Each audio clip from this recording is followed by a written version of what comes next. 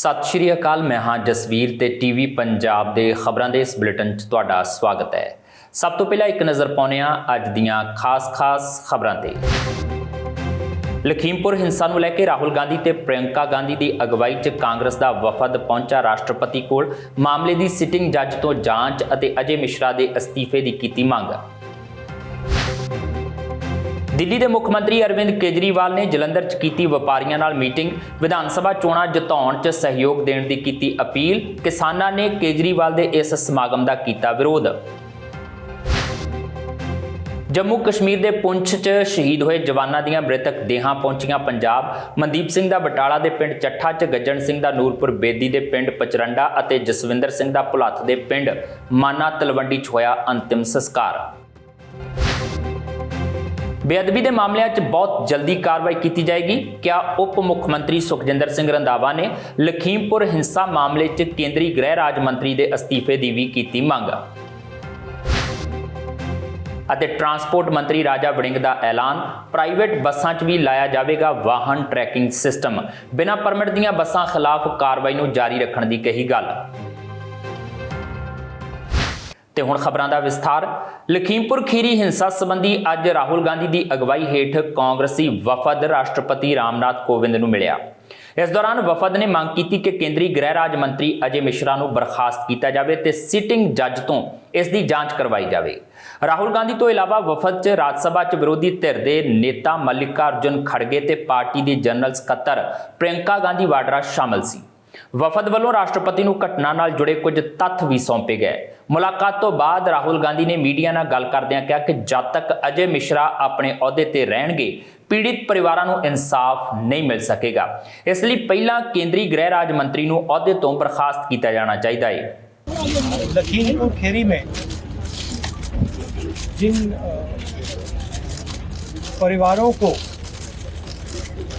परिवारों के सदस्यों को पूछा गया, मोबाइल नीचे करो, उनके हम घर गए और उनसे बातचीत करने के बाद उन्होंने हमें बताया कि वो दो चीजें चाहते हैं। पहली चीज वो न्याय चाहते हैं।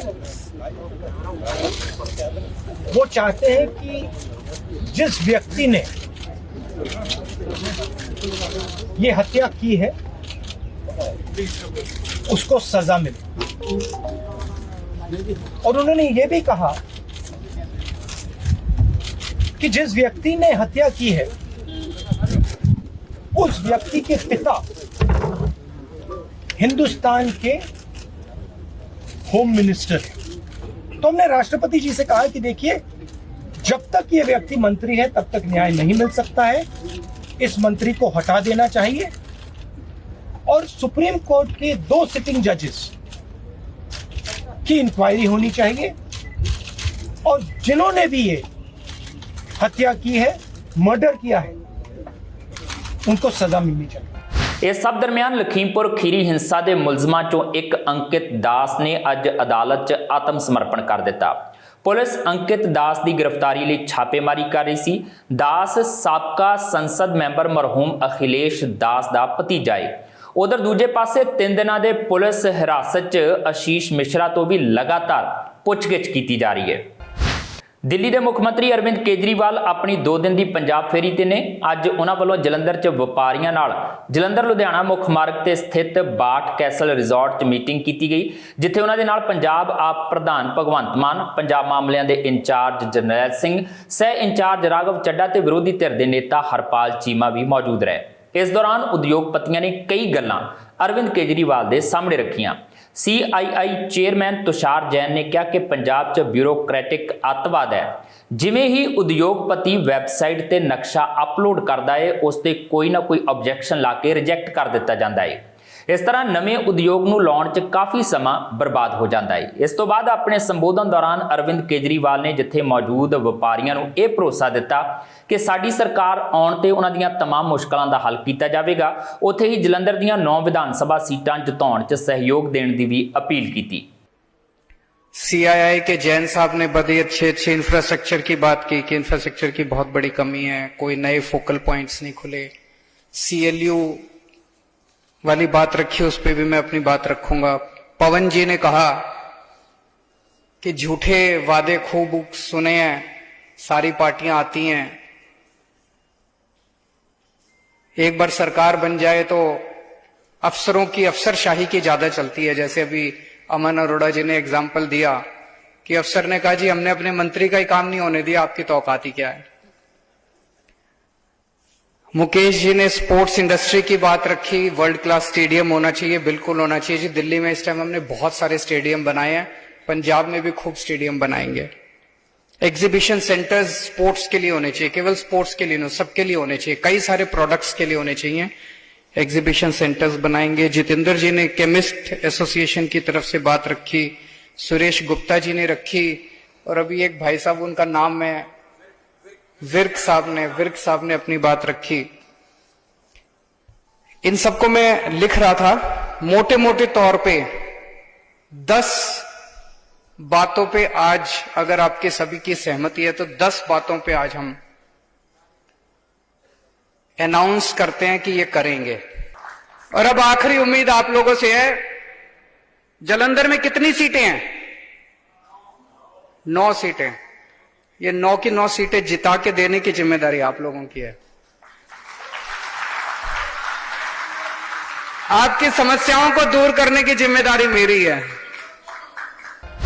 ਇੱਕ ਪਾਸੇ ਦਿੱਲੀ ਦੇ ਮੁੱਖ ਮੰਤਰੀ ਅਰਵਿੰਦ ਕੇਜਰੀਵਾਲ ਰਿਜ਼ੋਰਟ 'ਚ ਉਦਯੋਗਪਤੀਆਂ ਨਾਲ ਮੀਟਿੰਗ ਕਰ ਰਹੇ ਸਨ ਤੇ ਬਾਹਰ ਕਿਸਾਨਾਂ ਦਾ ਭਾਰੀ ਹਜੂਮ ਸੀ। ਬਾਹਰ ਖੜੇ ਕਿਸਾਨਾਂ ਨੇ ਕੇਜਰੀਵਾਲ ਵਿਰੁੱਧ ਨਾਅਰੇ ਲਾਉਣੇ ਸ਼ੁਰੂ ਕਰ ਦਿੱਤੇ। ਦਰਅਸਲ ਕੇਜਰੀਵਾਲ ਦੀ ਮੀਟਿੰਗ ਤੋਂ ਪਹਿਲਾਂ ਮਾਹੌਲ ਉਸ ਵੇਲੇ ਤਣਾਅਪੂਰਨ ਹੋ ਗਿਆ ਜਦੋਂ ਇੱਕ ਆਪ ਆਗੂ ਨੇ ਕਥਿਤ ਤੌਰ ਤੇ ਕਿਸਾਨਾਂ ਨਾਲ ਬਦਸਲੂਕੀ ਕੀਤੀ। ਇਸ ਤੋਂ ਨਾਰਾਜ਼ ਹੋ ਕੇ ਕਿਸਾਨਾਂ ਨੇ ਉੱਥੇ ਲਗਾਏ ਕੇਜਰੀਵਾਲ ਦੇ ਸਾਰੇ ਬੋਰਡ ਪਾੜ ਦਿੱਤੇ। ਕਿਸਾਨ ਇਸ ਗੱਲ ਤੋਂ ਵੀ ਨਾਰਾਜ਼ ਸਨ ਕਿ ਕੇਜਰੀਵਾਲ ਵੱਲੋਂ ਦਿੱਲੀ ਦੇ ਪ੍ਰਦੂਸ਼ਣ ਲਈ ਪੰਜਾਬ ਦੇ ਕਿਸਾਨਾਂ ਨੂੰ ਜ਼ਿੰਮੇਵਾਰ ਦੱਸਿਆ ਜਾਂਦਾ ਹੈ। मौके ते स्थिति गंभीर हुंदी वेख के पुलिस ने वजरा गड्डी नूं बुलाया। किसानां ने उत्थों लंघ रहीआं पंजाब रोडवेज दीआं बसां नूं भी रोकण दी कोशिश कीती, पर बाद च उस आगू वल्लों किसानां तो माफ़ी मंगे जाण तो बाद विरोध खत्म कर दिता गया।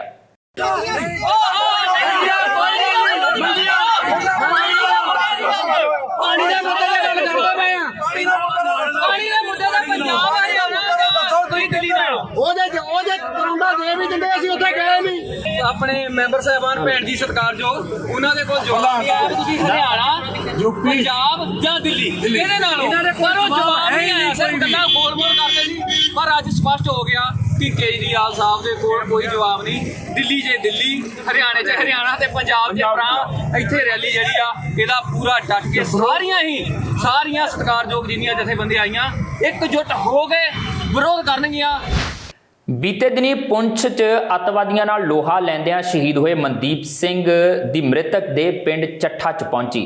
शहीद दे अंतिम संस्कार मौके उप मुख मंत्री सुखजिंदर सिंह रंधावा, कैबिनेट मंत्री तृप्त रजिंदर सिंह बाजवा, विधायक लखबीर सिंह लोधी नंगल, DC गुरदासपुर ते SSP गुरदासपुर समेत कई होर आला अधिकारी पहुंचे। भावें कि परिवार नूं शहीद मनदीप सिंह दी शहादत ते माण सी, पर फिर भी घर च माहौल पूरी तरह नाल गमगीन बनिया पिया सी। फौजी टुकड़ी वालों शहीद नूं सलामी दित्ती गई। शनिवार वीडियो कॉल हुई सी, हाल चाल अपने बच्चों का पुछदा सी ते मेरे बारे पुछदा है, मम्मी तू ठीक है? मैं ठीक है। बाद च फोन बंद हो गया, फिर नहीं सानू फोन आया। मैनू उस मेरे बच्चे ते बहुत मैनू माण आ जिहड़ा देश लई अपनी जान वार गया, कुर्बान हो गया। 40 दिन हुए सी बेटे नूं? हाँ जी, सवा महीने का होया। सवा महीने का ओहदा छोटा बेटा होया कल। बहुत ही माण है मनदीप ने देश ਲਈ ਕੁਰਬਾਨੀ ਦਿੱਤੀ ਹੈ। ਮੈਨੂੰ ਬਹੁਤ ਹੀ ਮਾਣ ਹੈ, ਬਹੁਤ ਹੀ ਮਾਣ ਹੈ। ਪਰ ਉਹ ਮੇਰੇ ਲਈ ਅੱਜ ਵੀ ਜਿਉਂਦਾ ਹੈ। ਮਨਦੀਪ ਮੇਰੇ ਲਈ ਅੱਜ ਵੀ ਜਿਉਂਦਾ ਹੈ, ਜਿਉਂਦਾ ਰਹੇਗਾ, ਸਦਾ ਅਮਰ ਰਹੇਗਾ। ਮਨਦੀਪ ਸਿੰਘ ਸਦਾ ਅਮਰ ਰਹੇਗਾ। ਸਾਡੇ ਆਪਣੇ ਬੱਚੇ ਆ, ਬੱਚਿਆਂ ਨੂੰ ਬਾਰੇ ਮੇਰੇ 2 ਬੇਟੇ ਨੇ, ਉਹ ਵੀ ਦੇਸ਼ ਦੀ ਰਾਖੀ ਕਰਨਗੇ ਆਪਣੇ ਪਿਤਾ ਵਾਂਗ, ਉਹ ਵੀ ਦੇਸ਼ ਦੀ ਰਾਖੀ ਕਰਨਗੇ। ਸੰਡੇ ਨੂੰ 1 ਵਜੇ ਦੇ ਕਰੀਬ ਗੱਲ ਹੋਈ ਏ, ਉਹਨਾਂ ਦੀ ਕਾਲ ਆਈ ਏ, ਲੇਕਿਨ ਮੈਂ 6 ਵਜੇ ਦੇ ਕਰੀਬ ਉਹਨਾਂ ਨੂੰ ਫੋਨ ਲਾਇਆ, ਉਹਨਾਂ ਦਾ ਫੋਨ ਨਹੀਂ ਲੱਗਦਾ ਫੋਨ ਸਵਿਚ ਆਫ ਹੁੰਦਾ ਏ। ਸੰਡੇ ਨੂੰ ਸ਼ਹਾਦਤ 'ਚ ਦੁੱਖ 'ਚ ਇਕੱਠੇ ਹੋਣ ਆਏ ਆ, ਦੁੱਖ ਸਾਂਝਾ ਕਰਨ ਆਏ ਆ। ਮਾੜੀ ਗੱਲ ਹੈ ਇਹ ਜਿਹੜੀ ਕਾਰਵਾਈ ਹੈ ਪਾਕਿਸਤਾਨ ਵੱਲੋਂ ਕਦੇ ਬੰਦ ਨਹੀਂ ਹੋ ਰਹੀ। ਸੈਂਟਰ ਸਰਕਾਰ ਨੂੰ ਜਾਗਣਾ ਚਾਹੀਦਾ, ਇਹਦੇ ਬਾਰੇ ਸੋਚਣਾ ਚਾਹੀਦਾ। ਪਾਕਿਸਤਾਨ ਨੂੰ ਸੋਚਣਾ ਚਾਹੀਦਾ ਵੀ ਇਹਨਾਂ ਗੱਲਾਂ ਨਾਲ ਜੰਗ ਜਿੱਤੀ ਨਹੀਂ ਜਾ ਸਕਦੀ। ਜੰਗ ਜਦੋਂ ਵੀ ਜਿੱਤੀ ਜਾਣੀ ਆ, ਉਹ ਟੇਬਲ 'ਤੇ ਬਹਿ ਕੇ ਗੱਲ ਹੋਣੀ ਚਾਹੀਦੀ ਆ ਅਤੇ ਕਤਲ ਵਗੈਰਾ ਜਿਹੜੀ ਆ ਹੁਣ ਬੰਦ ਹੋਣੀ ਚਾਹੀਦੀ ਆ। ਸਾਡੇ ਦੋਵਾਂ ਮੁਲਕਾਂ ਦੀ ਲੜਾਈ ਗਰੀਬੀ ਨਾਲ ਹੋਣੀ ਚਾਹੀਦੀ ਆ। ਅਨਐਮਪਲੋਇਮੈਂਟ ਦੋਵੇਂ ਪਾਸੇ ਆ, ਉਹਦੇ ਬਾਰੇ ਸੋਚਣਾ ਚਾਹੀਦਾ, ਬਜਾਏ ਕਿ ਗੋਲੀਆਂ ਚਲਾ ਕੇ ਕਿਤੇ ਨਹੀਂ ਅਸੀਂ ਪਹੁੰਚ ਸਕਣਾ। ਸੋ ਇਮਰਾਨ ਖਾਨ ਨੂੰ ਬੜਾ ਸੀਰੀਅਸ ਸੋਚਣਾ ਚਾਹੀਦਾ। ਉਧਰ ਜੰਮੂ ਕਸ਼ਮੀਰ 'ਚ ਅੱਤਵਾਦੀਆਂ ਵਿਚਾਲੇ ਮੁੱਠਭੇੜ ਦੌਰਾਨ ਸ਼ਹੀਦੀ ਦਾ ਜਾਮ ਪੀ ਜਾਣ ਵਾਲੇ ਸਿਪਾਹੀ ਗੱਜਣ ਸਿੰਘ ਦੀ ਦੇਹ ਬਲਾਕ ਨੂਰਪੁਰ ਬੇਦੀ ਦੇ ਪਿੰਡ ਪਚਰੰਡਾ 'ਚ ਪਹੁੰਚੀ। ਸ਼ਹੀਦੀ ਅਰਥੀ ਨੂੰ ਮੋਢਾ ਦੇਣ ਲਈ ਸੀਐਮ ਚਰਨਜੀਤ ਸਿੰਘ ਚੰਨੀ ਤੇ ਸਪੀਕਰ ਰਾਣਾ ਕੇਪੀ ਸਿੰਘ ਵੀ ਪਹੁੰਚੇ। ਸ਼ਹੀਦ ਦੇ ਅੰਤਿਮ ਦਰਸ਼ਨਾਂ ਲਈ ਇਲਾਕੇ ਦੇ ਲੋਕਾਂ ਦਾ ਵੱਡਾ ਹਜੂਮ ਮੌਜੂਦ ਸੀ। ਸਾਰਿਆਂ ਨੇ ਸ਼ਹੀਦ ਸਿਪਾਹੀ ਗੱਜਣ ਸਿੰਘ ਨੂੰ ਨਮ ਅੱਖਾਂ ਨਾਲ ਅਲਵਿਦਾ ਕਿਹਾ। ਇਸ ਦੌਰਾਨ ਜ਼ਿਲ੍ਹਾ ਪ੍ਰਸ਼ਾਸਨ ਵੱਲੋਂ ਮੁਕੰਮਲ ਪ੍ਰਬੰਧ ਕੀਤੇ ਗਏ ਸਨ। ਸ਼ਹੀਦ ਗੱਜਣ ਸਿੰਘ ਦੀ ਦੇਹ ਤਿਰੰਗੇ 'ਚ ਲਪੇਟੀ ਹੋਈ ਸੀ ਤੇ ਫੌਜ ਵੱਲੋਂ ਬੜੇ ਹੀ ਅਦਬ ਤੇ ਸਤਿਕਾਰਤ ਤਰੀਕੇ ਨਾਲ ਬੈਂਡ ਬਾਜੇ ਨਾਲ ਉਸ ਦੀ ਦੇਹ ਨੂੰ ਉਸ ਦੇ ਘਰ ਲਿਆਂਦਾ ਗਿਆ। ਜਿਵੇਂ ਹੀ ਸ਼ਹੀਦ ਦੀ ਦੇਹ ਪਿੰਡ ਪਹੁੰਚੀ ਤੇ ਪਿੰਡ ਵਾਸੀਆਂ ਨੇ ਸ਼ਹੀਦ ਅਮਰ ਰਹੇ ਦੇ ਨਾਅਰੇ ਲਗਾਏ ਤੇ ਸ਼ਹੀਦ ਨੂੰ ਆਪਣੇ ਪਿੰਡ ਵਾਸੀਆਂ ਵੱਲੋਂ ਸ਼ਰਧਾ ਭੇਂਟ ਕੀਤੀ ਗਈ। ਇਸ ਤੋਂ ਇਲਾਵਾ ਪਾਕਿਸਤਾਨ ਮੁਰਦਾਬਾਦ ਦੇ ਵੀ ਨਾਅਰੇ ਲੱਗੇ। ਬੇਅਦਬੀ ਦੇ ਮਾਮਲਿਆਂ 'ਚ ਬਹੁਤ ਜਲਦੀ ਕਾਰਵਾਈ ਕੀਤੀ ਜਾਵੇਗੀ, ਇਹ ਦਾਅਵਾ ਕੀਤਾ ਹੈ ਸੂਬੇ ਦੇ ਉਪ ਮੁੱਖ ਮੰਤਰੀ ਸੁਖਜਿੰਦਰ ਸਿੰਘ ਰੰਧਾਵਾ ਨੇ, ਜਿਹੜੇ ਹੁਸ਼ਿਆਰਪੁਰ ਵਿਖੇ ਗੁਰਦੁਆਰਾ ਰਾਮਪੁਰ ਖੇੜਾ ਸਾਹਿਬ ਨਤਮਸਤਕ ਹੋਣ ਲਈ ਪਹੁੰਚੇ ਸਨ। ਇਸ ਮੌਕੇ ਉਹਨਾਂ ਦੇ ਨਾਲ ਕੈਬਨਿਟ ਮੰਤਰੀ ਸੰਗਤ ਸਿੰਘ ਗਿਲਜੀਆਂ ਵੀ ਮੌਜੂਦ ਸਨ। ਕੈਪਟਨ ਅਮਰਿੰਦਰ ਸਿੰਘ ਤੋਂ ਬਾਅਦ ਸੱਤਾ ਪਲਟਣ ਉੱਤੇ ਇਹ ਦਾਅਵੇ ਕੀਤੇ ਗਏ ਸਨ ਕਿ ਬੇਅਦਬੀ ਦੇ ਮਾਮਲਿਆਂ ਵਿੱਚ ਜਲਦ ਇਨਸਾਫ ਮਿਲੇਗਾ, ਪਰ ਅਜੇ ਇਸ ਪਾਸੇ ਵੱਲ ਕੋਈ ਬਹੁਤੀ ਸਫਲਤਾ ਮਿਲਦੀ ਨਜ਼ਰ ਨਹੀਂ ਆ ਰਹੀ।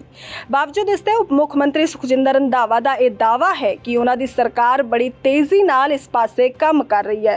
ਦਰਅਸਲ ਸੁਖਜਿੰਦਰ ਸਿੰਘ ਰੰਧਾਵਾ ਤੇ ਕੈਬਨਿਟ ਮੰਤਰੀ ਸੰਗਤ ਸਿੰਘ ਗਿਲਜੀਆਂ ਹੁਸ਼ਿਆਰਪੁਰ ਵਿੱਚ ਗੁਰਦੁਆਰਾ ਰਾਮਪੁਰ ਖੇੜਾ ਸਾਹਿਬ ਨਤਮਸਤਕ ਹੋਣ ਲਈ ਪਹੁੰਚੇ ਸਨ, ਜਿੱਥੇ ਮੀਡੀਆ ਨਾਲ ਗੱਲ ਕਰਦਿਆਂ ਉਹਨਾਂ ਦਾ ਕਹਿਣਾ ਸੀ ਕਿ ਬੇਅਦਬੀ ਦੇ ਮਾਮਲਿਆਂ ਵਿੱਚ ਬਹੁਤ ਜਲਦੀ ਕਾਰਵਾਈ ਕੀਤੀ ਜਾਵੇਗੀ। ਬੇਅਦਬੀ ਦੀ ਘਟਨਾਵਾਂ ਬਾਰੇ ਤੁਹਾਨੂੰ ਸਾਰਿਆਂ ਨੂੰ ਪਤਾ ਹੀ ਹੈ ਕਿ ਉਹਦੇ ਤੇ ਕਾਫੀ ਜਿਹੜਾ ਉਹਨਾਂ ਦੇ ਜਿੰਨੇ ਉਹਨਾਂ ਦੇ ਪ੍ਰੇਮੀ ਸੀਗੇ ਜਿਨ੍ਹਾਂ ਨੇ ਕੀਤੀ, ਉਹਨਾਂ ਦੀ ਤਕਰੀਬਨ ਸਾਰਿਆਂ ਦੀ ਅਰੈਸਟ ਪੈ ਗਈ। ਠੀਕ ਹੈ। ਜਿਹੜੀ ਅੱਗੇ ਜਿਹੜੀ ਇਨਕੁਆਇਰੀ ਚੱਲਣੀ ਸੀ ਉਹ ਪਰਮਾਰ IG ਬਾਰਡਰ ਰੇਂਜ ਉਹਨਾਂ ਦੇ ਚੇਅਰਮੈਨਸ਼ਿਪ 'ਚ ਕਮੇਟੀ ਬਣੀ ਔਰ ਬਹੁਤ ਜਲਦੀ ਅਸੀਂ ਉਹਦੇ ਤੇ ਵੀ ਐਕਸ਼ਨ ਕਰ ਰਹੇ ਹਾਂ। ਇਸ ਤੋਂ ਇਲਾਵਾ ਉਪ ਮੁੱਖ ਮੰਤਰੀ ਸੁਖਜਿੰਦਰ ਰੰਧਾਵਾ ਨੇ ਲਖੀਮਪੁਰ ਖੀਰੀ ਵਿੱਚ ਵਾਪਰੀ ਘਟਨਾ ਨੂੰ ਲੈ ਕੇ ਕਿਹਾ ਕਿ ਅਸਲ ਵਿੱਚ ਯੂਪੀ ਨੂੰ ਜਿਨ੍ਹਾਂ ਪੰਜਾਬੀਆਂ ਨੇ ਖੇਤੀ ਕਰਨੀ ਸਿਖਾਈ, ਅੱਜ ਉਹਨਾਂ ਨੂੰ ਹੀ ਦਰੜਿਆ ਜਾ ਰਿਹਾ ਹੈ। ਲਖੀਮਪੁਰ ਦੇ ਵਿੱਚ ਪੰਜਾਬੀਆਂ ਨੇ ਜਾ ਕੇ ਜਿਸ ਤਰੀਕੇ ਦੇ ਨਾਲ ਉੱਥੇ ਵਾਈ ਕੀਤੀ, ਜਿਵੇਂ ਉਸ ਵੇਲੇ ਦੇ ਸਾਬਕਾ ਫੌਜੀਆਂ ਤੇ ਹੋਰਨਾਂ ਪਰਿਵਾਰਾਂ ਨੂੰ ਸਰਦਾਰ ਪ੍ਰਤਾਪ ਸਿੰਘ ਖਹਿਰਾ ਤੇ ਪੰਡਿਤ ਜਵਾਹਰ ਲਾਲ ਨਹਿਰੂ ਇਹਨਾਂ ਨੂੰ ਲੈ ਕੇ ਗਏ ਸੀ। ਉਹਦੇ ਬਾਅਦ ਐਕਚੁਅਲੀ ਜੇ ਯੂਪੀ ਨੂੰ ਕੋਈ ਖੇਤੀਬਾੜੀ ਦੱਸਣ ਦਾ ਤਰੀਕਾ ਦੱਸਿਆ ਤਾਂ ਜਾ ਕੇ ਪੰਜਾਬੀਆਂ ਨੇ ਕੀਤਾ ਅਤੇ ਅੱਜ ਉਹਨਾਂ ਦੇ ਉੱਤੇ ਇਹੋ ਜਿਹਾ ਤਸ਼ੱਦਦ ਜਿਹੜਾ ਉਹ ਵੀ ਇੱਕ ਗਵਰਨਮੈਂਟ ਆਫ ਇੰਡੀਆ 'ਚ ਹੋਮ ਮਿਨਿਸਟਰ ਹੋਏ ਅਤੇ ਉਹਦਾ ਬੇਟਾ ਕਰੇ ਬੜੀ ਸ਼ਰਮਨਾਇਕ ਕਰ ਲਿਆ। ਉਹਦੀ ਸਾਰਿਆਂ ਨੇ ਖੇਦੀ ਕੀਤੀ ਆ ਅਤੇ ਇੰਨੇ ਪ੍ਰੈਸ਼ਰ ਦੇ ਬਾਵਜੂਦ ਦਾ ਜਿਹੜਾ ਸੀ ਅਰੈਸਟ ਕੀਤਾ ਗਿਆ। ਪਰ ਉੱਥੇ ਗੱਲ ਦੀ ਨਾਲ ਇਹ ਵੀ ਹੈ ਕਿ ਉਸ ਮਿਨਿਸਟਰ ਨੇ ਜਿਹਨੇ ਆਪ 2 ਦਿਨ ਪਹਿਲਾਂ ਉੱਥੇ ਲੈਕਚਰ ਵੀ ਕੀਤਾ ਕਿ ਲਖੀਮਪੁਰ ਕੀ ਇਹਨਾਂ ਦੇ ਮੈਂ ਤੇ ਕਰ ਕੀ ਮੈਂ ਲਖੀਮਪੁਰ ਵੀ ਛਡਵਾ ਦਾਂਗਾ। ਇਹ ਬੜੀਆਂ ਗਲਤ ਗੱਲਾਂ ਹੁੰਦੀਆਂ। ਪੋਲੀਟੀਕਲ ਬੰਦੇ ਜਿਹੜੇ ਹੁੰਦੇ ਆ ਉਹਨਾਂ ਦੇ ਸਾਰੇ ਪਰਿਵਾਰ ਪੂਰਾ ਦੇਸ਼ ਉਹਦਾ ਆਪਣਾ ਉਸ ਹੋਮ ਮਿਨਿਸਟਰ ਦੇ ਲਈ ਮਾਫੀ ਮੰਗਣੀ ਚਾਹੀਦੀ ਔਰ ਉਹਦੇ 'ਤੇ ਜਿਹੜਾ ਮੋਦੀ ਸਾਹਿਬ ਨੂੰ ਪਹਿਲਾਂ ਵੀ ਮੰਗ ਰੱਖਿਆ ਕਿ ਉਹਨੂੰ ਇਮੀਡੀਏਟਲੀ ਡਿਸਮਿਸ ਕਰਕੇ ਜਿਹੜਾ 120 ਬੀਚ ਰੱਖਿਆ ਉਹਦੀ ਵੀ ਅਰੈਸਟ ਹੋਣੀ ਚਾਹੀਦੀ। ਪੰਜਾਬ ਵਿੱਚ ਇਸ ਸਮੇਂ ਕੋਲੇ ਦੀ ਘਾਟ ਕਾਰਨ ਬਿਜਲੀ ਸੰਕਟ ਪੈਦਾ ਹੋ ਗਿਆ ਹੈ। ਇਸ ਬਾਰੇ ਉਪ ਮੁੱਖ ਮੰਤਰੀ ਦਾ ਕਹਿਣਾ ਸੀ ਕਿ ਆਉਂਦੇ 2-3 ਦਿਨਾਂ ਅੰਦਰ ਇਸ ਸਮੱਸਿਆ ਦਾ ਵੀ ਹੱਲ ਕਰ ਲਿਆ ਜਾਵੇਗਾ। Bureau report TV Punjab. ਅੱਜ ਬਹੁ ਕਰੋੜੀ ਡਰੱਗ ਰੈਕਟ ਤੇ ਸਪੈਸ਼ਲ ਟਾਸਕ ਫੋਰਸ ਦੀ ਰਿਪੋਰਟ ਹਾਈ ਕੋਰਟ ਵੱਲੋਂ ਖੋਲੀ ਜਾਣੀ ਸੀ, ਜਿਸ ਤੋਂ ਪਹਿਲਾਂ ਪੰਜਾਬ ਕਾਂਗਰਸ ਦੇ ਪ੍ਰਧਾਨ ਨਵਜੋਤ ਸਿੰਘ ਸਿੱਧੂ ਵੱਲੋਂ ਟਵੀਟ ਕੀਤਾ ਗਿਆ। ਸਿੱਧੂ ਨੇ ਟਵੀਟ 'ਚ ਲਿਖਿਆ ਕਿ ਬਹੁ ਕਰੋੜੀ ਡਰੱਗ ਰੈਕਟ ਤੇ ਸਪੈਸ਼ਲ ਟਾਸਕ ਫੋਰਸ ਦੀ ਰਿਪੋਰਟ ਅੱਜ ਹਾਈ ਕੋਰਟ ਵੱਲੋਂ ਖੋਲੀ ਜਾਵੇਗੀ। ਉਹਨਾਂ ਨੇ ਵੀ ਕਿਹਾ ਕਿ 3.5 ਸਾਲ ਦੇ ਇੰਤਜ਼ਾਰ ਮਗਰੋਂ ਨਿਆਂਪਾਲਿਕਾ ਮੁੱਖ ਦੋਸ਼ੀ ਦਾ ਨਾਂ ਦੱਸੇਗੀ। ਇਸ ਦੇ ਨਾਲ ਹੀ ਉਹਨਾਂ ਨੇ ਕਿਹਾ ਕਿ ਹਾਈ ਕਮਾਂਡ ਦੇ 18 ਨੁਕਾਤੀ ਏਜੰਡੇ ਤੇ ਅਜੇ ਵੀ ਅਮਲ ਦੀ ਦਰਕਾਰ ਹੈ। ਸਿੱਧੂ ਵਿਰੋਧੀਆਂ ਦੇ ਨਾਲ ਆਪਣੀ ਸਰਕਾਰ ਉੱਪਰ ਵੀ ਲਗਾਤਾਰ ਸਵਾਲ ਉਠਾ ਰਹੇ ਨੇ। ਉਧਰ ਸਿੱਧੂ ਦੇ ਅਸਤੀਫੇ ਬਾਰੇ ਅਜੇ ਵੀ ਕੁਝ ਸਪਸ਼ਟ ਨਹੀਂ ਹੋਇਆ, ਪਰ ਹਾਈ ਕਮਾਂਡ ਜਲਦ ਹੀ ਇਸ ਬਾਰੇ ਐਕਸ਼ਨ ਲਵੇਗੀ। ਅਮਰਿੰਦਰ ਸਿੰਘ ਰਾਜਾ ਵੜਿੰਗ ਮੰਤਰੀ ਬਣਨ ਤੋਂ ਬਾਅਦ ਲਗਾਤਾਰ ਆਪਣੀਆਂ ਸਰਗਰਮੀਆਂ ਦਿਖਾ ਰਹੇ ਨੇ। ਉਹਨਾਂ ਨੇ ਹੁਣ ਤੱਕ 90 ਤੋਂ ਵੱਧ ਨਜਾਇਜ਼ ਬੱਸਾਂ ਜ਼ਬਤ ਕੀਤੀਆਂ ਨੇ ਤੇ ਅੱਜ ਵੀ ਇਹ ਮੁਹਿੰਮ ਜਾਰੀ ਰਹੀ। ਇਸ ਤੋਂ ਬਾਅਦ ਹੁਣ ਰਾਜਾ ਵੜਿੰਗ ਨੇ ਐਲਾਨ ਕੀਤਾ ਹੈ ਕਿ ਵਾਹਨ ਟਰੈਕਿੰਗ ਸਿਸਟਮ ਸੂਬੇ 'ਚ ਚੱਲ ਰਹੀਆਂ ਸਾਰੀਆਂ ਪ੍ਰਾਈਵੇਟ ਬੱਸਾਂ 'ਚ ਵੀ ਲਾਇਆ ਜਾਵੇਗਾ। ਪੰਜਾਬ ਰੋਡਵੇਜ਼ ਤੇ ਪਨਬੱਸ ਦੇ ਮੁੱਖ ਦਫ਼ਤਰ 'ਚ ਬੱਸ ਟਰੈਕਿੰਗ ਸਿਸਟਮ ਮੋਨੀਟਰਿੰਗ ਤੇ ਕੰਟਰੋਲ ਰੂਮ ਦੇ ਕੰਮਕਾਜ ਦੀ ਸਮੀਖਿਆ ਕਰਦਿਆਂ ਉਹਨਾਂ ਦੱਸਿਆ ਕਿ ਪ੍ਰਾਈਵੇਟ ਬੱਸਾਂ ਦੀ ਕਾਰਗੁਜ਼ਾਰੀ ਸੁਰੱਖਿਆ ਦੇ ਲਿਹਾਜ਼ ਨਾਲ ਤਸੱਲੀ ਬਖਸ਼ ਨਾ ਹੋਣ ਕਾਰਨ ਨਿੱਜੀ ਬੱਸਾਂ 'ਚ ਵੀ ਵਾਹਨ ਟਰੈਕਿੰਗ ਸਿਸਟਮ ਲਾਇਆ ਜਾਵੇਗਾ। ਉਹਨਾਂ ਸਿਸਟਮ ਦੇ ਕੰਮਕਾਜ ਦੀ ਜਾਂਚ ਕਰਨ ਲਈ ਵੱਖ-ਵੱਖ ਡਿਪੂਆਂ ਦੇ ਕਈ ਜਨਰਲ ਮੈਨੇਜਰਾਂ, ਡਰਾਈਵਰਾਂ ਤੇ ਕੰਡਕਟਰਾਂ ਨੂੰ ਫੋਨ ਕਰਕੇ ਸਿਸਟਮ ਦੇ ਕੰਮ ਕਰਨ ਦੀ ਯੋਗਤਾ ਚੈੱਕ ਕੀਤੀ। ਜਾਣਕਾਰੀ ਮੁਤਾਬਕ ਟਰਾਂਸਪੋਰਟ ਵਿਭਾਗ ਦੇ ਉਡਣ ਦਸਤਿਆਂ ਨੇ ਚੈਕਿੰਗ ਮੁਹਿੰਮ ਤਹਿਤ ਮੰਗਲਵਾਰ ਨੂੰ 5 ਜ਼ਿਲ੍ਹਿਆਂ 'ਚ ਬਿਨਾਂ ਟੈਕਸ ਚੱਲ ਰਹੀਆਂ 10 ਬੱਸਾਂ ਨੂੰ ਜ਼ਬਤ ਵੀ ਕੀਤਾ ਹੈ। ਪਹਿਲਾਂ ਹੀ ਮਹਿੰਗਾਈ ਦੀ ਮਾਰ ਚੱਲ ਰਹੀ ਆਮ ਜਨਤਾ ਤੇ ਸਰਕਾਰ ਨੇ ਬੋਝ ਹੋਰ ਵਧਾ ਦਿੱਤਾ ਹੈ, ਕਿਉਂਕਿ ਸਰਕਾਰ ਵੱਲੋਂ ਰੈਡੀਮੇਡ ਗਾਰਮੈਂਟਸ ਤੇ GST 5% ਤੋਂ ਵਧਾ ਕੇ 12% ਕਰ ਦਿੱਤਾ ਗਿਆ ਹੈ, ਜਿਸ ਨਾਲ ਨਵੇਂ ਸਾਲ ਤੋਂ ਕੱਪੜੇ ਮਹਿੰਗੇ ਹੋ ਜਾਣਗੇ। ਇਸ ਦਾ ਅਸਰ ਕੱਪੜਾ ਕਾਰੋਬਾਰ ਤੇ ਵੀ ਪਵੇਗਾ, ਜਿਸ ਕਾਰਨ ਹੁਣ ਲੁਧਿਆਣਾ ਦੇ ਵਪਾਰੀ ਖਜ਼ਾਨਾ ਮੰਤਰੀ ਮਨਪ੍ਰੀਤ ਬਾਦਲ ਅੱਗੇ ਆਪਣਾ ਦੁੱਖੜਾ ਰੋਣਗੇ, ਕਿਉਂਕਿ ਵਿੱਤ ਮੰਤਰੀ GST ਕੌਂਸਲ ਦੇ ਵੀ ਮੈਂਬਰ ਨੇ। ਕੱਪੜਾ ਵਪਾਰੀਆਂ ਮੁਤਾਬਕ ਸੀਜ਼ਨ ਸ਼ੁਰੂ ਹੋ ਚੁੱਕਾ ਹੈ ਅਤੇ ਸੀਜ਼ਨ ਦਾ ਮਾਲ ਪਹਿਲਾਂ ਹੀ ਬੁੱਕ ਹੋ ਜਾਂਦਾ ਹੈ। ਅਜਿਹੇ ਵਿੱਚ ਜੇਕਰ ਸਰਕਾਰ ਹੁਣ GST ਦਰਾਂ ਵਿੱਚ ਵਾਧਾ ਕਰਦੀ ਹੈ ਤਾਂ ਇਸ ਦਾ ਸਿੱਧਾ ਨੁਕਸਾਨ ਲੁਧਿਆਣਾ ਹੌਜ਼ਰੀ ਇੰਡਸਟਰੀ ਨੂੰ ਹੋਵੇਗਾ, ਕਿਉਂਕਿ ਮਾਲ ਪਹਿਲੀਆਂ ਕੀਮਤਾਂ ਤੇ ਬਣ ਕੇ ਤਿਆਰ ਹੈ ਅਤੇ ਹੁਣ ਕੀਮਤਾਂ ਵੱਧ ਗਈਆਂ ਨੇ। ਅਜਿਹੇ ਵਿੱਚ ਵਪਾਰੀਆਂ ਨੂੰ ਨੁਕਸਾਨ ਹੋਵੇਗਾ, ਕਿਉਂਕਿ ਕਲਾਇੰਟ ਸ਼ਾਇਦ ਹੀ ਉਹਨਾਂ ਦੇ ਪੈਸੇ ਪੂਰੇ ਦੇਵੇ। ਆਪਣੀਆਂ ਇਹਨਾਂ ਚਿੰਤਾਵਾਂ ਨੂੰ ਲੈ ਕੇ ਅੱਜ ਲੁਧਿਆਣਾ ਦੇ ਵਪਾਰੀ ਖਜ਼ਾਨਾ ਮੰਤਰੀ ਅਤੇ GST ਕੌਂਸਲ ਦੇ ਮੈਂਬਰ ਮਨਪ੍ਰੀਤ ਬਾਦਲ ਨੂੰ ਮਿਲਣਗੇ, ਜਿਹੜੇ ਇਸ ਸਮੇਂ ਲੁਧਿਆਣਾ ਫੇਰੀ ਉੱਤੇ ਨੇ। ਪਹਿਲੇ ਜਦੋਂ GST ਲੱਗਾ ਤੇ ਇਹਦੀ ਜਿਹੜੀ ਦਰ ਸੀ ਉਹ 5% ਤੇ ਕੀਤੀ ਗਈ, ਫਿਰ ਵੀ ਕੁਛ ਇਹਦਾ ਧਿਆਨ ਰੱਖਿਆ ਗਿਆ ਵੀ ਚਲੋ ਇਹਨੂੰ ਲੋਵੈਸਟ ਜਿਹੜੀ ਸਲੈਬ ਹੈ ਆਪੋ ਲੈ ਕੇ ਆਈਏ। ਪਰ ਹੁਣ ਅੱਜ ਦੀ ਡੇਟ ਦੇ ਵਿੱਚ 1 ਜਨਵਰੀ 2022 ਤੋਂ ਜਿਹੜਾ ਰੇਟ ਹੈ ਟੈਕਸਟਾਈਲ ਇੰਡਸਟਰੀ ਤੇ ਗਾਰਮੈਂਟਸ ਤੇ ਉਹ 5 ਤੋਂ ਵਧਾ ਕੇ 12% ਕਰਤਾ ਗਿਆ।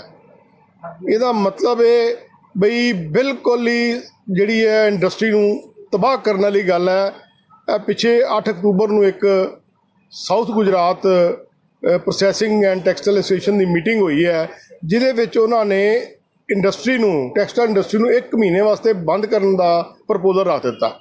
ਤੁਸੀਂ ਸਮਝ ਸਕਦੇ ਹੋ ਵੀ ਹਾਲਾਤ ਕਿੰਨੇ ਨਾਜ਼ੁਕ ਨੇ। ਹਰੇਕ ਚੀਜ਼ ਮਹਿੰਗੀ ਹੋ ਰਹੀ ਹੈ, ਕੈਮੀਕਲ ਮਹਿੰਗਾ, ਧਾਗਾ ਮਹਿੰਗਾ, ਉਸ ਤੋਂ ਬਾਅਦ ਕਲਰਸ ਮਹਿੰਗੇ, ਫਿਊਲ ਮਹਿੰਗਾ, ਕੋਲੇ ਦੀ ਪੋਜੀਸ਼ਨ ਦੇਖ ਲਓ। ਜਿਹੜਾ ਕੋਲਾ ਅੱਜ ਦੀ ਡੇਟ ਦੇ ਵਿੱਚ ਹਾਹਾਕਾਰ ਮਚੀ ਹੋਈ ਹੈ, ਬਿਜਲੀ ਦੀ ਬਲੈਕ ਆਊਟ ਹੋਣ ਦੀ ਕਗਾਰ ਤੇ ਸਾਰਾ ਖੜਾ ਹੈ, ਤਾਂ ਕਿੱਥੇ ਜਾਏਗੀ ਇੰਡਸਟਰੀ?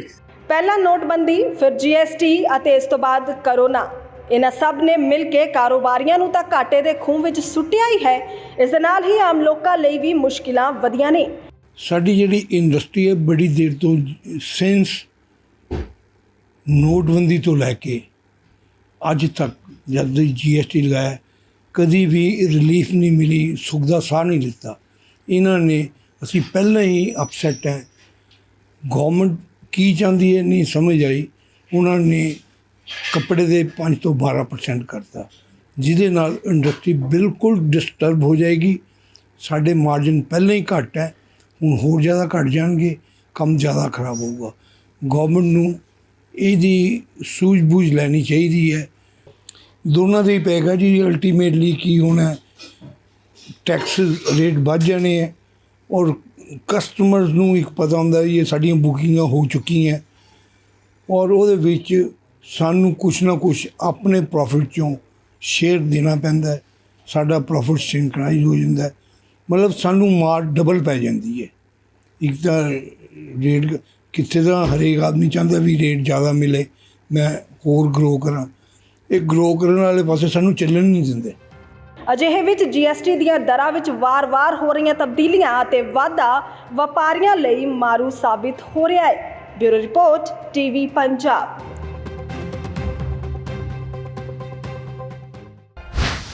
ਇੱਕ ਪਾਸੇ ਮਾਲਵੇ 'ਚ ਨਰਮਾ ਕਾਸ਼ਤਕਾਰਾਂ ਨੂੰ ਗੁਲਾਬੀ ਸੁੰਡੀ ਨੇ ਤਬਾਹ ਕੀਤਾ ਹੋਇਆ ਹੈ। ਦੂਜੇ ਪਾਸੇ ਅੱਜ ਅਬੋਹਰ 'ਚ ਕਿਸਾਨਾਂ ਵੱਲੋਂ ਨਰਮੇ ਦੀ ਬੋਲੀ ਤੇ ਭਾਅ ਨੂੰ ਲੈ ਕੇ ਮੰਡੀ ਦਾ ਗੇਟ ਬੰਦ ਕਰਕੇ ਧਰਨਾ ਲਾ ਦਿੱਤਾ ਗਿਆ। ਰੋਸ ਮੁਜ਼ਾਹਰਾ ਕਰਦਿਆਂ ਕਿਸਾਨਾਂ ਦਾ ਕਹਿਣਾ ਸੀ ਕਿ ਉਹਨਾਂ ਦੇ ਨਾਲ ਲੁੱਟ ਕੀਤੀ ਜਾ ਰਹੀ ਹੈ। ਇੱਕ ਪਰਚੀ ਤੇ ਵੱਡੀ ਗਿਣਤੀ 'ਚ ਟਰਾਲੀਆਂ ਬਿਨਾਂ ਬੋਲੀ ਤੋਂ ਕੱਢੀਆਂ ਜਾ ਰਹੀਆਂ ਨੇ, ਜਿਸ ਕਰਕੇ ਕਿਸਾਨਾਂ ਨੂੰ ਉਹਨਾਂ ਦੀ ਫਸਲ ਦਾ ਸਹੀ ਭਾਅ ਨਹੀਂ ਮਿਲ ਰਿਹਾ। ਹੁਣ ਸਾਡਾ ਵਪਾਰੀਆਂ ਤੇ ਆੜ੍ਹਤੀਆਂ ਨਾਲ ਅੱਜ 15 ਦਿਨ ਹੋ ਗਏ ਮੀਟਿੰਗ ਚਲਦੀਆਂ ਨੂੰ, ਵੀ ਇਹ ਕਹਿੰਦੇ ਵੀ ਹੁਣ ਰੇਟ ਅਸੀਂ ਸਹੀ ਕਰ ਲਾਂਗੇ। ਇੰਨੇ ਦਿਨ ਨਰਮਾ ਜਿਹੜਾ ਹੈਗਾ ਸੀ ਮੰਡੀ ਦੇ ਵਿੱਚ ਉਤਾਰ ਕੇ ਤੇ ਫੇਰ ਹੁੰਦਾ ਸੀ। ਹੁਣ ਜਦੋਂ ਖੜੀ ਟਰਾਲੀਆਂ ਦੀ ਬੋਲੀ ਹੋਣ ਲੱਗੀ 2-3 ਦਿਨ ਹੋ ਗਏ, ਇਹ 4-5 ਢੇਰੀਆਂ ਦੀ ਬੋਲੀ ਕਰ ਦਿੰਦੇ ਆ ਜੀ, ਤੇ ਬਾਅਦ 'ਚ ਸਾਰੀ ਪਰਚੀਆਂ ਐਵੇਂ ਹੀ ਕੱਟ ਦਿੰਦੇ ਆ। ਹੁਣ 7600 ਰੁਪਏ ਦਾ ਰੇਟ ਕੱਢਿਆ ਤੇ 7350 ਤੇ 7400 ਤੱਕ ਦੀ ਪਰਚੀ ਕੱਟੀ ਹੈ ਸਾਰੀ ਲਗਭਗ ਟਰਾਲੀਆਂ। 7300 ਦੀ ਵੀ ਹੈ ਜੀ, 7300 ਦੀ ਟਰਾਲੀ 300 ਰੁਪਏ ਦਾ ਵੱਟਾ ਤੇ ਇੱਥੇ ਟਰਾਲੀਆਂ 'ਚ ਖੜਾ ਹੈ ਜੀ। ਤੇ ਇੱਥੋਂ ਨਰਮਾ ਖਰੀਦ ਕੇ ਜਿਹੜੇ ਹੁਣ ਨਵੇਂ ਵਪਾਰੀ ਬਣੇ ਆ, ਕੁਝ ਪਿੰਡਾਂ ਦੇ ਕੁਝ ਆੜ੍ਹਤੀਏ, ਇੱਥੋਂ ਨਰਮਾ ਖਰੀਦ ਕੇ ਗੰਗਾਨਗਰ ਮੰਡੀ ਲੈ ਜਾ ਰਹੇ ਆ, ਤੇ ਉਹਨਾਂ ਦਾ 8000 ਤੋਂ ਉੱਤੇ ਨਰਮਾ ਵਿਕ ਰਿਹਾ ਹੈ। ਵੀ ਉਹ ਫਾਇਦਾ ਜ਼ਮੀਂਦਾਰ ਨੂੰ ਕਿਉਂ ਨਹੀਂ ਹੋ ਰਿਹਾ? ਸਾਡਾ ਮੇਨ ਮੁੱਦਾ ਇਹ ਹੈ ਜੀ, ਜ਼ਮੀਂਦਾਰ ਨੂੰ ਕਿਉਂ ਹਰ ਪਾਸਿਓਂ ਮਾਰੀ ਜਾ ਰਹੇ ਹੋ? ਸੰਘਰਸ਼ ਜਦੋਂ ਤੱਕ ਕੋਈ ਕਮੇਟੀ ਵਪਾਰੀ ਸਾਡੇ ਨਾਲ ਆ ਕੇ ਕੋਈ ਚੱਜ ਨਾਲ ਗੱਲ ਨਹੀਂ ਕਰਦੇ, ਸਾਨੂੰ ਪੂਰਾ ਆਸ਼ਵਾਸਨ ਨਹੀਂ ਦਿੰਦੇ ਰੇਟ ਦਾ। 15 ਦਿਨ ਹੋ ਗਏ, 3 ਵਾਰੀ 4 ਵਾਰੀ ਅਸੀਂ ਗੇਟ ਤੇ ਮੰਡੀ ਰੋਕ ਕੇ ਬੈਠੇ ਆ, ਫਿਰ ਵੀ ਆ ਕਹਿੰਦੇ ਅਸੀਂ ਸੁਧਾਰ ਕਰ ਲਾਂਗੇ। ਇਹ ਸੁਧਾਰ ਨਹੀਂ ਕਰਦੇ, ਤਾਂ ਕਰਕੇ ਅਸੀਂ ਅੱਜ ਗੇਟ ਰੁਕਿਆ ਜੀ। ਨਰਮੇ ਦੇ ਰੇਟ ਦਾ ਜੀ ਬਾਹਰ ਦੀਆਂ ਮੰਡੀਆਂ 800-800 ਰੁਪਏ ਦਾ ਫਰਕ ਹੈ ਜੀ। ਵਿਜੇਨਗਰ 8300 ਰੁਪਏ ਹੈ, ਗੰਗਾਨਗਰ 8100 ਰੁਪਏ ਹੈ। ਇੱਥੋਂ ਨਾਲੋਂ ਫਾਜ਼ਿਲਕਾ ਦੇ ਮਲੋਟ ਵੀ 200-200 ਰੁਪਏ ਦਾ ਰੇਟ ਹੈ। ਪਤਾ ਨਹੀਂ ਇੱਥੇ ਕੋਈ ਵਪਾਰੀਆਂ ਦੀ ਇੱਥੇ ਆਪਸ 'ਚ ਮਿਲੇ ਹੋਏ ਹੈ ਵੀ ਜ਼ਿਮੀਂਦਾਰਾਂ ਦੀ ਲੁੱਟ ਹੋ ਰਹੀ ਹੈ, ਉਸ ਦੇ ਵਿਰੁੱਧ ਸੀਗਾ ਵੀ ਇੰਨਾ ਰੇਟ ਕਿਉਂ ਘੱਟ ਚੱਲ ਰਿਹਾ ਜੀ। ਇਹਨਾਂ ਨੂੰ ਕਿਹਾ ਵੀ ਇੱਕ ਤਾਂ ਰੇਟ ਸਹੀ ਕਰੋ, ਇੱਕ ਬੋਲੀ 1/1 ਕਰੋ ਜੀ। ਆ ਰੇਟ ਕਰਕੇ ਅਸੀਂ ਲਾਇਆ ਹੀ ਇਹਨਾਂ ਨੂੰ, ਕਿਉਂਕਿ ਅਸੀਂ ਇੰਨੀ 800 ਰੁਪਏ ਦਾ ਬਾਹਰ ਦਾ ਇੱਥੋਂ 7200 ਰੁਪਏ ਲੈ ਕੇ ਵਪਾਰੀ 8000 ਰੁਪਏ ਗੰਗਾਨਗਰ ਵੇਚ ਰਿਹਾ ਹੈ। ਕੋਈ ਨਰਮੇ ਦੀ ਕੋਈ ਕਸ ਦਾ ਨਹੀਂ ਫਰਕ, ਆਈਓ ਨਰਮਾ ਉੱਥੇ ਜਾ ਕੇ 8000 ਵੇਚ ਰਿਹਾ ਹੈ। ਇਹ ਇਸੇ ਕਰਕੇ ਲਾਇਆ ਜੀ ਇੱਧਰ। ਲੁਧਿਆਣਾ ਦੇ ਸ਼ਿਵਾਜੀ ਨਗਰ 'ਚ ਉਸ ਸਮੇਂ ਹੰਗਾਮਾ ਹੋ ਗਿਆ ਜਦੋਂ 3 ਨੌਜਵਾਨ ਨਕਲੀ ਇੰਸਪੈਕਟਰ ਬਣ ਕੇ ਇੱਕ ਘਰ 'ਚ ਰੇਡ ਕਰਨ ਪਹੁੰਚ ਗਏ। ਘਰ ਵਾਲਿਆਂ ਨੂੰ ਸ਼ੱਕ ਪੈਣ ਤੇ ਉਹ ਮੌਕੇ ਤੋਂ ਭੱਜਣ ਦੀ ਕੋਸ਼ਿਸ਼ ਕਰਨ ਲੱਗੇ, ਜਿਸ ਤੋਂ ਬਾਅਦ 2 ਵਿਅਕਤੀ ਭੱਜਣ 'ਚ ਕਾਮਯਾਬ ਰਹੇ, ਜਦਕਿ ਉਹਨਾਂ 'ਚੋਂ ਇੱਕ ਨੂੰ ਮੌਕੇ ਤੇ ਲੋਕਾਂ ਨੇ ਕਾਬੂ ਕਰਕੇ ਪੁਲਿਸ ਹਵਾਲੇ ਕਰ ਦਿੱਤਾ, ਜਿਸ ਤੋਂ ਬਾਅਦ ਪੁਲਿਸ ਨੇ ਬਾਕੀ 2 ਨੂੰ ਵੀ ਗ੍ਰਿਫਤਾਰ ਕਰ ਲਿਆ ਤੇ ਹੁਣ ਲੁੱਟ ਹੋਈ 5000 ਦੀ ਰਾਸ਼ੀ ਵੀ ਉਹਨਾਂ ਤੋਂ ਬਰਾਮਦ ਕਰ ਲਈ ਗਈ ਹੈ।